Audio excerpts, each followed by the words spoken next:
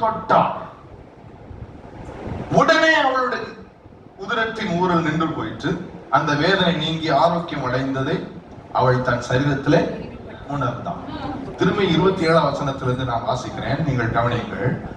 இயேசு கிறிஸ்துவை குறித்து கேள்விப்பட்டு, முதல் படி என்ன? கேள்விப்பட்டு. இப்போ நீங்கள் கேள்விப்படுகிறது போல, நாம் கேள்விப்படுகிறது போல அவளும் கேள்விப்பட்டு என்ன செய்கிறாள்?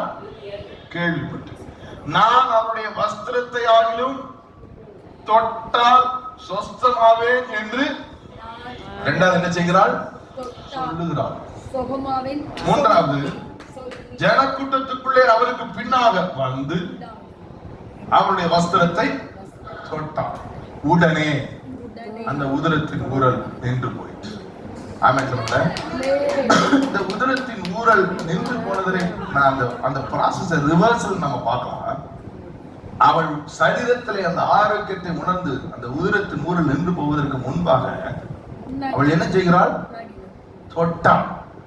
அங்கே அவள் அவரை தொடுவதற்கு முன்பாக அவள் அதற்கு முன்பாக என்ன செய்கிறாள்? ஜனக்கூட்டத்திற்குள்ளே வந்தாள். ஆனால் அந்த ஜனக்கூட்டத்திற்குள்ளே அவள் வருவதற்கு முன்பாக அவள் வாயை திறந்து சொன்னாள்.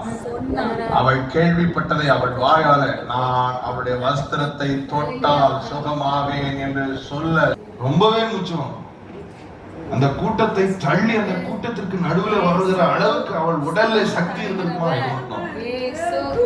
அதையும் தாண்டி ஒரு காரணம் சொல்ல வேண்டும் என்றால், அவள் அது பிரமாணத்தின் காலம், நியாய பிரமாணம் முடிவடைவதற்கு முன்பாக அது தீட்டாக அவள் இயேசுக்கு முன்பாக வந்திருக்கவே கூடாது.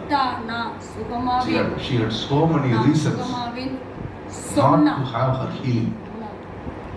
But one thing that broke all the reasons, அவள் செய்த ஒன்றே ஒன்று எல்லா தடைகளையும் உடைத்து அவரிடத்திலிருந்து அவள் சுகத்தை சுதந்திரிக்க வைத்த ஒன்று சொன்னாள். அவள் சொல்லுங்க, அவள் என்ன செய்தாள்? சொன்னாள். வஸ்திரங்களை தொட்டாள். ஆமென்.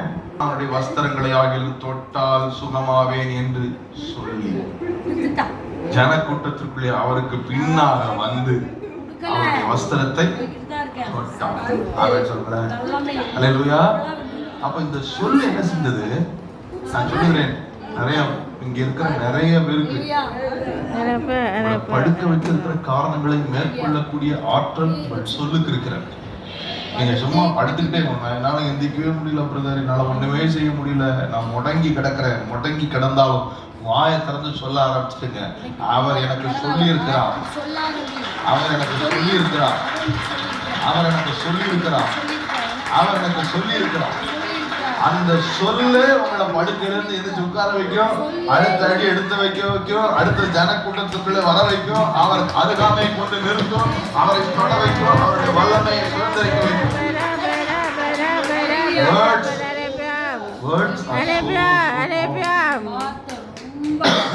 தேவன் நம்மை அவருடைய சாயலில் அவருடைய ரூபத்தின்படியே சிருஷ்டித்தார். அவர் எப்படி வெளிச்சத்தை பார்க்க, வெளிச்சம் தலையை ஆட்டாதீங்க, பகவான் சொல்லுங்க. நீங்க இன்னும் தலை ஆட்டிட்டு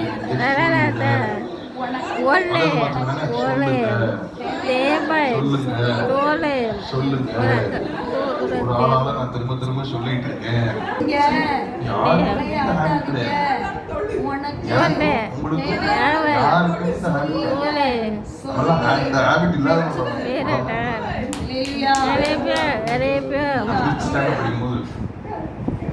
வள்ளியூர் பக்கத்துல டோனாவூர்னு ஒரு ஹாஸ்டல், சந்தோஷ் வித்யாலயம் ஒரு ஹாஸ்டல். அந்த ஹாஸ்டல்ல அடி பைப்புல தான் அடிச்சு குளிக்கிறேன். எனக்கு எல்லா விதமான அனுபவங்களையும் கத்தர் கொடுத்தார் ஊழியக்காரனாக.